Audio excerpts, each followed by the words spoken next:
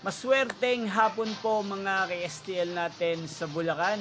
Narito na po ang mga numerong nanalo sa STL Bulacan ngayong hapong ito, June 27, 2026, 4 p.m. Second draw result. Iyan, nakikita nyo na po ngayon sa screen ng inyong cellphone ang mga numerong nanalo sa STL Bulacan.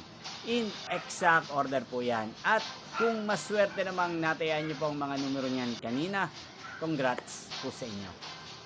Yan, ano nga bang magandang numero ngayong araw na to sa STL Bulacan?